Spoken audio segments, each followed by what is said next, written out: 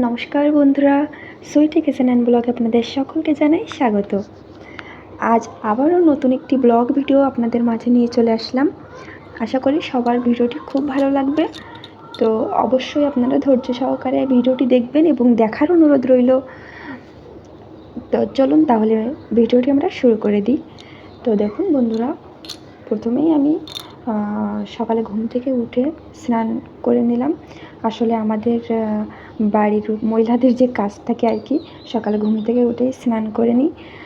এই কারণে আসলে আমাদের কিন্তু বাসি কাপড় পাল্টানোর একটা আসলে প্যারা থাকে না। তো আমি সকালে ঘুম থেকে উঠেই স্নান করে নিলাম। তারপরে স্নান করার পরে বাকি কাজগুলো শুরু করব আস্তে আস্তে, বাসি কাজ যেগুলো থাকে। তো বন্ধুরা, আপনারা যারা আমার চ্যানেলে নতুন আছেন তারা কিন্তু অবশ্যই আমার চ্যানেলটাকে সাবস্ক্রাইব করে দেবেন এবং পাশে থাকবেন। আর আপনাদের সাপোর্ট ছাড়া আসলে কোনোভাবেই এগোনো সম্ভব না। তাই বন্ধুরা, আপনারা সকলেই আমার পাশে থাকবেন। আর ভুল ত্রুটি হলে অবশ্যই কমেন্টে জানাবেন। বন্ধুরা, আমি স্নান করে তারপর কাপড় নেড়ে দিয়ে এসে ছাদে নেড়ে দিতে গেছিলাম। নেড়ে দিয়ে এসেই দেখুন ঝাড়ু দিচ্ছিলাম আর আপনাদের দাদার সাথে বলছিলাম যে এত ঝাড়ু দিই মুছি, তারপরেও এত বালি কোথা থেকে আসে। তো সে বলছিল যে আমাদের ছাদের রুম, তো ছাদের পাশেই রুম, তো এই কারণে ছাদের বালি সেগুলো উড়ে উড়ে আসে। আসলে কি বলবো, সারাদিনে 3 থেকে 4 বার ঝাড়ু দেওয়া হয়, তারপরেও আর মোছা তো হয়, তারপরেও এত বালি আসে যে মানে পায়ে এমনি বালি কিন্তু পায়ে পড়লে কেমন লাগে, গাটা কেমন করে ওঠে। তো এই কারণে মানে ঝাড়ু দিতেই থাকতে হয় বারবার। তো দেখুন আমি ঘরের ভিতরে ঝাড়ু দিলাম, বারান্দা ঝাড়ু দিলাম, তারপরে বাইরেরটা ঝাড়ু দিয়ে নিলাম। ঝাড়ু দেওয়ার পরে এবার আসলে আমাদের যে কাজ থাকে আর কি, বিবাহিত মহিলাদের স্নান করে এসে সিঁদুর দেওয়া, তো সিঁদুরটা পরে নিলাম। তারপরে দেখুন আমি রান্নার কাজ শুরু করব।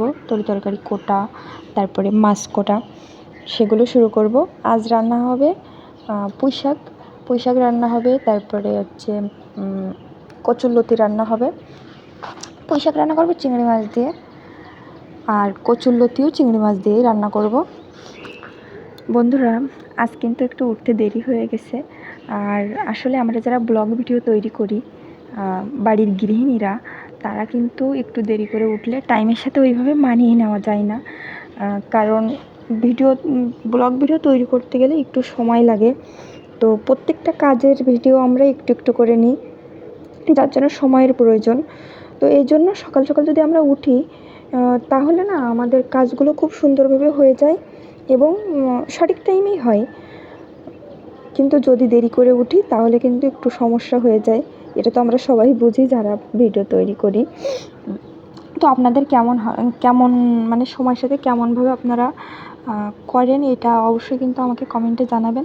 কারণ আমার কেমন জানি না, আমার একটু দেরি হয়ে যায়। যতই মানে সকাল যেদিন অনেক সকাল উঠি, যেমন 5টা 5:30, সেদিন একটু সময় করতে পারি। কিন্তু যদি 6:30 বেজে যায় তাহলে তো আর টাইমের ভিতরে পারিই না। তো আপনাদের সাথেও কি এরকম হয়? অবশ্যই কিন্তু কমেন্টে জানাবেন। দেখুন বন্ধুরা, আমি কিন্তু আপনাদের সাথে গল্প করতে করতে তরকারিগুলো সবই কুটে নিলাম। তো পেঁয়াজ কুটে নিলাম, তারপরে পুঁই শাকের পাতার ডাঁটাগুলো আলাদা আলাদা করে রাখছি। এই কারণে আমার ডাঁটাটা আমি আগে সিদ্ধ করব। সিদ্ধ করার পরে যখন ডাঁটাটা একটু সিদ্ধ হবে তখনই পাতাগুলো দেবো। তা নাহলে একসাথে দিলে কি হয়, পাতাগুলো সব একদম মানে গলে যায়। কিন্তু যদি আমি দেরি করে দিই তাহলে একটু পাতাটা মানে আস্তে আস্তে থাকে, ওইটা আসলে আমার খেতে খুব ভালো লাগে। যার কারণে আমি পাতাগুলো একটু দেরি করেই দেবো, তার জন্য পাতাগুলো সব আলাদা করে নিয়েছি।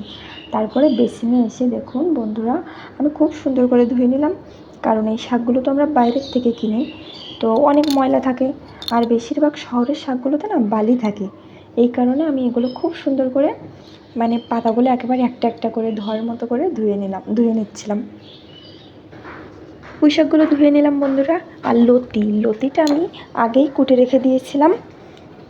তো গতদিন রাতেই আমি কুটে রেখে দিয়েছিলাম। এই কারণে মানে এখন সকালে কুটতে গেলে, আপনারা তো জানেন বন্ধুরা, লতি কুটতে অনেক দেরি হয়।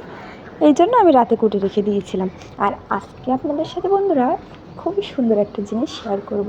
আমাদের ছাদে ড্রাগন গাছ আছে, তো ড্রাগন গাছে এত ফুল আইছে, মানে এত সুন্দর দেখাচ্ছিল, তো সেটাই আপনাদের সাথে শেয়ার করব আজ। দেখাবো আপনাদের ভিডিওর শেষে। আমি যখন সকালে স্নান করে কাপড় নাড়তে গিয়েছিলাম তখনই দেখলাম, তো ভাবলাম এটা আপনাদের সাথে একটু শেয়ার করি, তো ওটাই আপনাদেরকে দেখাবো ভিডিওর শেষে।